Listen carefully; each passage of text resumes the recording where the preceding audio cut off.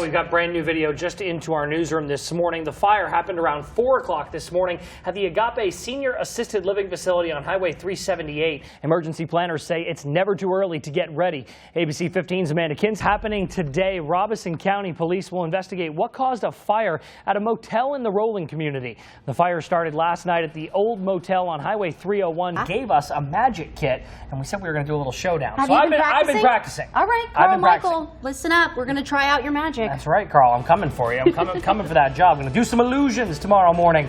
We're coming up in a little bit. Good Morning America's up next. And even though they're not getting in, there are still several hundred people out here just trying to be a part of the atmosphere. I found this in the back. Nobody should have ever given me access to this. Agreed. It's 5:27, almost 5:28 this morning, and we're talking about the big fight. Ready? We're going to stare each other down like boxers. Okay. You crack, see? I'd probably lose. It's all about intimidation. I win. Let's take a live look right now at Las Vegas. That's the MGM Grand, where the big fight's taking place this weekend. I want to give you an idea of where we are. Mother Emanuel is directly behind Keith, and the TD Arena is off here to my right-hand side. They've actually, just in the last 15 minutes, stopped letting people inside. The line of people waiting to get in stretched from the TD Arena here through the intersection at Calhoun and Meeting and all the way down that street farther than our camera can show you. Those white tents on the right-hand side was where the Secret Service was checking vehicles as they came through. They had bomb-sniffing dogs. They were checking bags in the back of cars, running mirrors underneath. As I heard Tim mentioning, security here very tight, but there were thousands of people waiting in line who were not able to get in for this service. There was a little bit of disappointment. I think a lot of people in those lines knew that it was going to fill up. Lots of volunteers out here giving water as well. We saw crews with CERT as well as the American Red Cross just trying to keep people cool. And even though they're not getting in, there are still several hundred people out here just trying to be a part of the atmosphere. And it's understandable because there is a lot of emotion. Really, it's kind of a transition period right now where a lot of people were hoping they were going to be able to get in.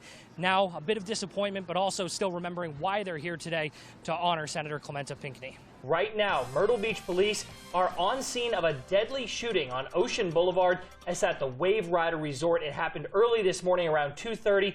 And we do have a crew on their way to the scene right now. We'll be checking in with her all morning long. Keep it right here on Good Morning Carolina. Yeah, to reiterate, that person that they're looking for, gray hair, glasses, about 6'1", 230 pounds, and the distinctive mark of a tattoo of a flaming eagle. If you see that person, please give Myrtle Beach Police a call. Jack, you've been asking people if they're noticing the changes to this year's festival. What are they saying? Well, Alex, very few rookies out at Bike Fest this morning. Everybody that I talked to said that they'd been here before, nearly everybody, and that they were having a good time this year. When it comes to those changes, nearly everybody I talked to said they don't have a problem with the increased law enforcement. Their problem is with the traffic. There's more police presence this year. Quite a few out here, but, you know, the police is still the same. They're good people. They're hard to miss, especially when the end of Atlantic Ave looks like the state police motor pool.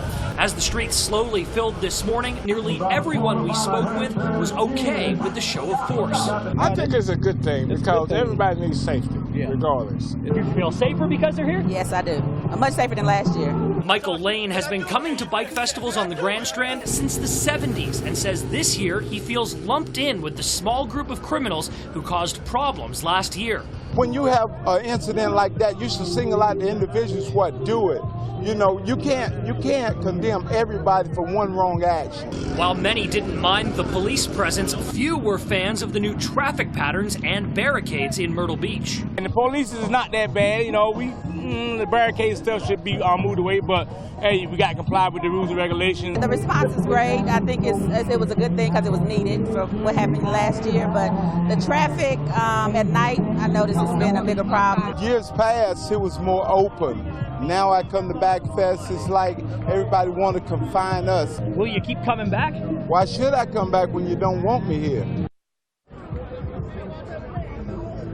Now, as far as avoiding any problems, any of those encounters with law enforcement, I had a couple people tell me that they just avoid Ocean Boulevard and Myrtle Beach altogether. I had one woman tell me she avoids what she calls the nighttime activities down in Myrtle Beach. But Michael Lane told me that he doesn't even go out at night, and that's just because he doesn't feel free. Live in Atlantic Beach tonight, Jack Lamson, ABC 15.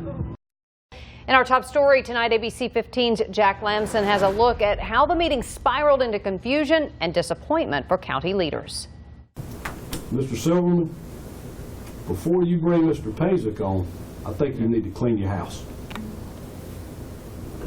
I think you need to clean your house. You got insubordination. Horry County Council Chairman Mark Lazarus with a simple but firm message to Coast RTA: clean it up. I would call it total insubordination, dereliction of duty. That's what I'll call it. In addition to meeting Brian Piasek, the lone finalist to be CEO of Coast RTA, Lazarus said he and the administration committee were hoping to get a look at the long-awaited forensic audit.